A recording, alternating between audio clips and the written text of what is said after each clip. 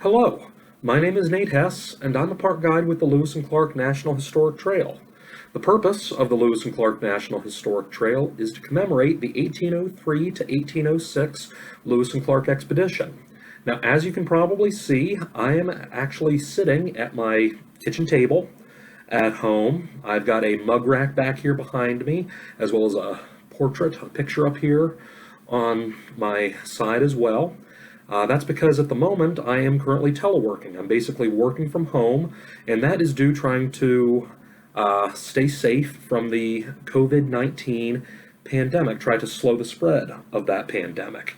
The doctors, nurses, and other medical professionals at the forefront of fighting the COVID-19 pandemic are what I like to think of as helpers. They are out there trying to help people stay healthy. They are out there trying to save lives. They're doing a lot of good for our community. Doctors, nurses, other medical professionals, they are helpers. That is true today. That is also true over 200 years ago at the time of the Lewis and Clark expedition. Now, on the Lewis and Clark expedition, there was not a devoted doctor brought along on the expedition. Both Meriwether Lewis and William Clark had some rudimentary medical training from their time in the United States Army. Army officers at that time were expected to be able to at least assist in caring for their men if they got sick. So both Meriwether Lewis and William Clark brought along a bunch of medicine and medical tools to help try and keep the men of the Lewis and Clark expedition safe and healthy. They did actually a very good job of that. On the expedition, over the course of the expedition, only one man, Sergeant Charles Floyd, passed away due to medical issues on the expedition. We don't know what killed Sergeant Charles Floyd. It was likely some sort of massive internal infection. Some historians have written that it was appendicitis, but to be perfectly frank, we don't know what killed Sergeant Charles Floyd. Likely it's something that had he even been in Philadelphia or one of the other major cities at the time, it would have been something that the doctors were hard-pressed to save him from death. But Lewis and Clark, Meriwether Lewis, William Clark, they did a very good job of keeping their men healthy on the expedition. Most of the medicine that they brought along on the expedition would be called purgatives. Basically, it's trying to get something inside of you out of you in some way, shape, or form. A lot of the predominant medical thought at that time thought that purgatives would help keep people healthy if they got sick. In order to make some of those medicines a bit more palatable, Lewis and Clark actually brought along a few spices that you guys all probably have in your own kitchen to this day. Something that I have here, I've got some ground cinnamon that I've got in my kitchen back here. I've got some nutmeg as well. That's something that Lewis and Clark brought along. And I've also got some cloves as well. This was all listed in the supplies that Lewis and Clark brought along with their medical supplies on the Lewis and Clark expedition. So that's a little bit about some of the medicine that Lewis and Clark brought along, but they also brought along a full surgical kit on the expedition in case one of their men was injured, if in case they needed to perform something as drastic as an amputation, something along those lines. They brought along a lot of tools that could be used for an amputation as well, and I've got many of those items, reproduction items, up here in front of me right now, and I'd like to chat with you guys a little bit about some of these tools and what they would be used for. Now, on the Lewis and Clark expedition, they really didn't get to use the whole amputation kit. There is at one point where Meriwether Lewis actually does amputate the toes of a young American Indian boy up in North Dakota who got frostbite on his toes, and in order to try and save that young man's life, Meriwether Lewis, basically, it says in the journals that they sawed the toes off of that young boy, and in order to do that, he probably used something kind of like this. The proper term for this is a metacarpal saw. This is a type of bone saw that would be used on something small, something like a finger or a toe, not nearly anything as big as an arm or a leg. There was a different saw for that, and we'll come up to that a little later on in this talk. As you can see here, it's got a wooden handle, it's got a long curved apparatus here, and it's got a blade on it that almost kind of looks like a hacksaw blade between these two spanners on it as well. And this is likely, like I said, the type of bone saw that would be used on a smaller part of the body, such as a finger or a toe.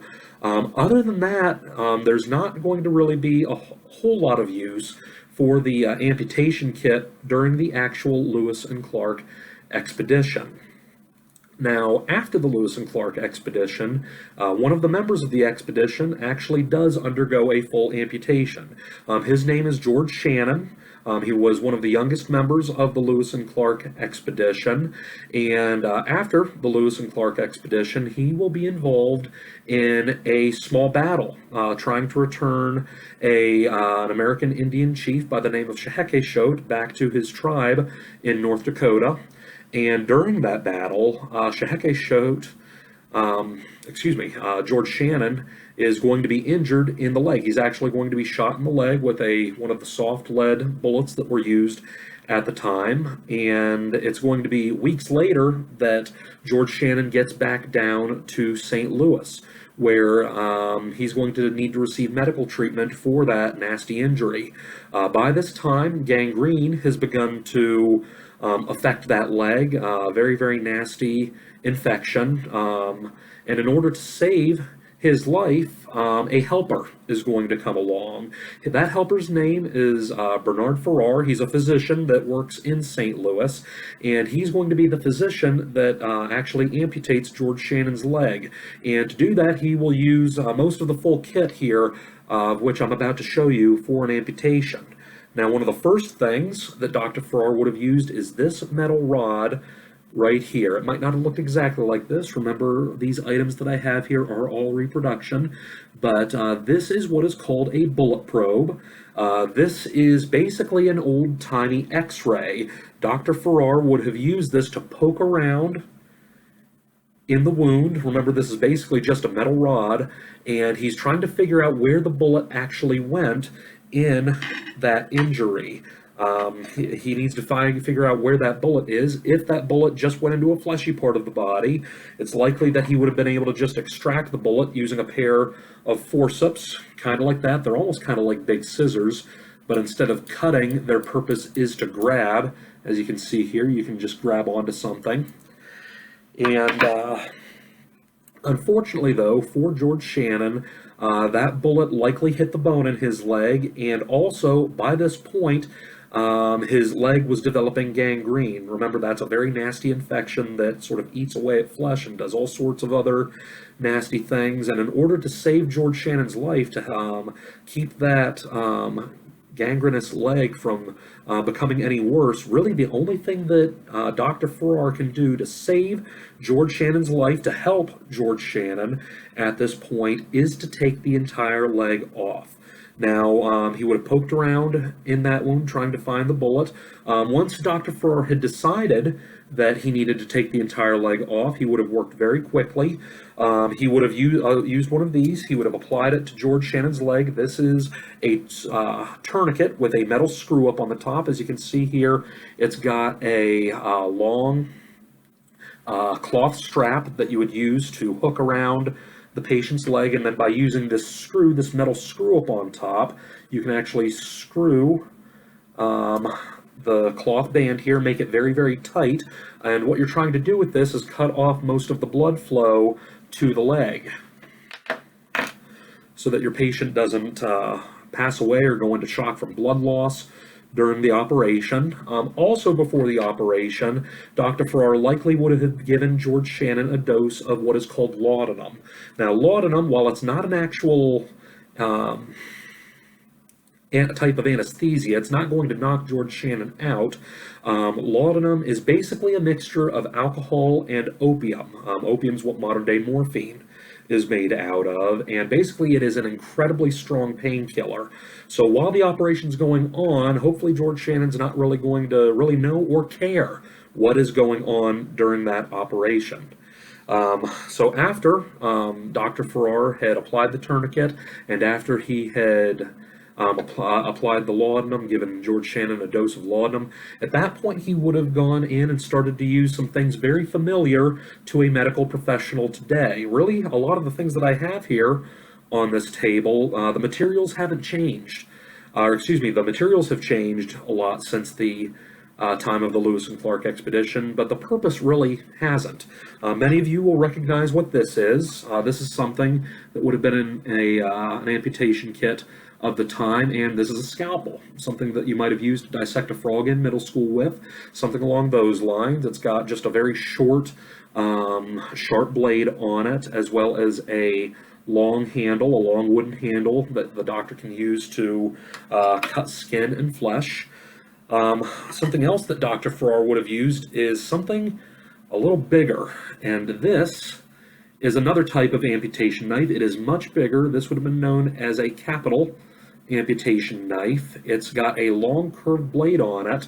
It almost looks like a bit of a sickle with that long curved blade, and it's also got a wooden handle like many of these instruments do down here at the bottom. And it's the point of this amputation knife to basically cut all the way around an arm or a leg.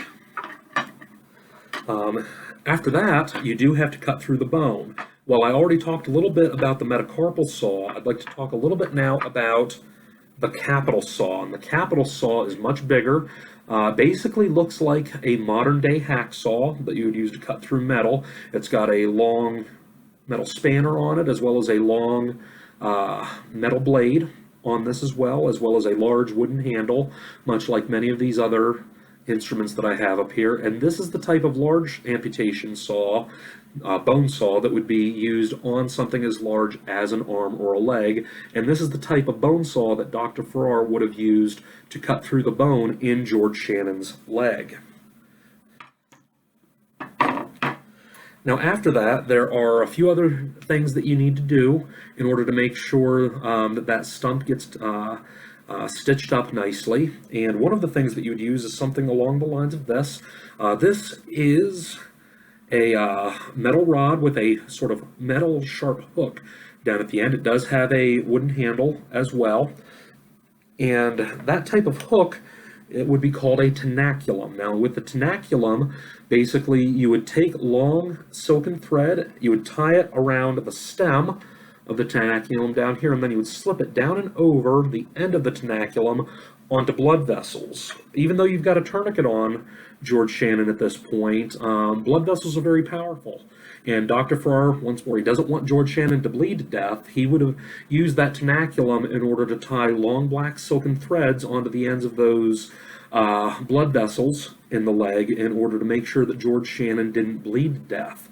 After that, he would have stitched George Shannon up, and hopefully no infection develops. Doctors at that time thought that infection was a very common occurrence because that's just what they saw most of the time when they performed a large surgery such as an amputation. That being said, George Shannon does survive his surgery. He is saved from that gangrenous leg, and George Shannon goes on to have a very successful life. He goes on to assist with some of the publication of the Lewis and Clark journals. He eventually goes on to law school. He goes on to a bit of a political career, and he goes on to have a large family as well. And none of that would have been possible if Dr. Farrar hadn't been there to help George Shannon, if he hadn't been there to operate on George Shannon in his time of need. And that just reminds me of a quote that I'm rather fond of. It's from a Pennsylvania native, guy by the name of Fred Rogers. You guys probably know him from the show Mr. Rogers' Neighborhood. And one of the things he said once was, "When I was a boy and I would see scary things in the news, my mother would say to me, 'Look for the helpers. You will always find people who are helping.'" Dr. Farrar was a helper to George Shannon. All of the doctors, nurses, medical professionals that are out there today fighting against COVID-19, they are helpers too. They are out there doing the good fight to try and keep people like you and me safe. They are out there trying to help. And that is true both today, that's true over 200 years ago at the time of the Lewis and Clark expedition. Doctors and nurses are helpers. Thank you so much, ladies and gentlemen, and have a fantastic rest of your day. Bye-bye now.